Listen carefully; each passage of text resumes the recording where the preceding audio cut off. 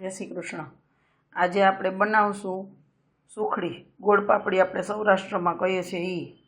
એના માટે જોશે 1 વાટકી આ જાડો લોટ છે, ભાખરીનો હોય છે, બહુ જાડો નહીં। અડધી વાટકી ઘી, અડધીથી વધારે વાટકી છે દેશી ગોળ છે ઓર્ગેનિક, અને અડધી ટીસ્પૂન હળદર, 2 ટેબલસ્પૂન કાજુ બદામની કતરણ અને 2 ટેબલસ્પૂન ઝીણો લોટે લેવાનો છે મિક્સ। બહુ સરસ થશે ગોળ પાપડી।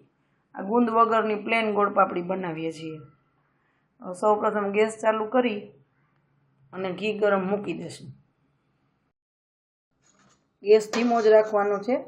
ઘી ગરમ થઈ જાય છે, થઈ ગયું છે એટલે હવે એમાં આપણે આ લોટ નાખી દઈશું જાડો અને આ 2 ટેબલસ્પૂન ઝીણો।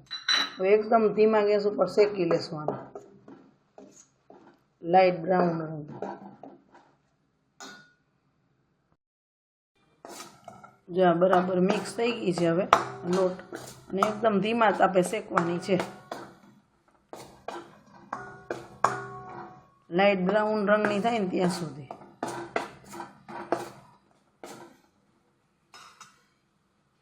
થોડીક શેકાઈ જશે એટલે ઘી છૂટું પડશે તરત। જો વધારે ઘી હશે ને તો પછી ઉપર તરે ઘી, તો એ અત્યારે બહુ ભાવે નહીં। શિયાળો હોય તો હજી આપણે મજા આવે સેજ ઘીવાળું વધારે ખાવાનું। આમાં બરાબર છે। જો બ્રાઉન થઈ ગઈ છે, ફ્લેમ એકદમ ધીમી રાખવાની છે, નહીંતર તરત દાજી જશે। ઘી માપસર છે ને એટલે બ્રાઉન થઈ ગઈ છે। હવે 1-2 મિનિટ રેસ્ટ આપશું, સેજ ઠંડી સેજ જ થવા દેશું ને પછી ગોળ નાખશું। બહુ ગરમમાં ગોળ નહીં નાખી દઈએ, નહીંતર તણાઈ જાય આપણી સુખડી।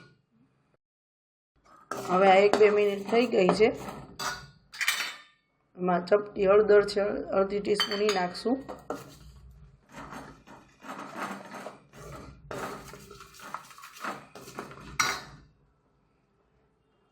ગોળ નાખી દેશું।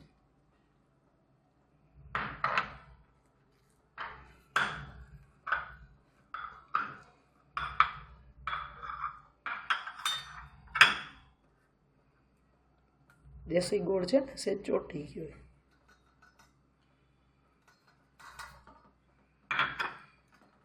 હવે એને બરાબર મિક્સ કરી લેશું। ટીનને ઘીથી ગ્રીસ કરીને તૈયાર રાખ્યું છે, સરખું મિક્સ કરી લેશું।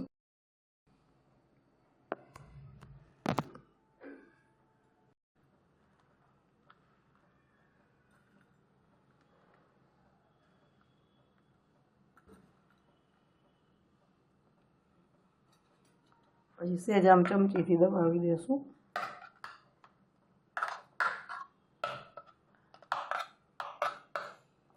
હવે 15 મિનિટ એને ઠરવા દેશું, પછી કાપા પાડીને સર્વ કરશું।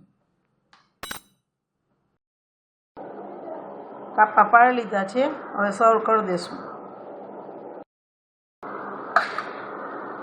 જો આવી રીતે બધા પીસ કાઢી અને સર્વ કરી દેશું।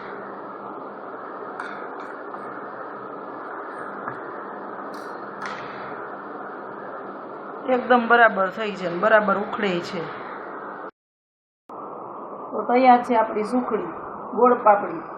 આપણે સૌરાષ્ટ્રમાં ગુજરાતીઓની ફેમસ, જ્યારે ગરમ ગરમ ખાવાનું મન થાય તરત શેકાઈ જાય છે। એકવાર જરૂરથી ટ્રાય કરજો। જો મારી રેસીપી તમને ગમી હોય ને તો લાઈક, શેર અને સબસ્ક્રાઈબ કરજો। જય શ્રી કૃષ્ણ।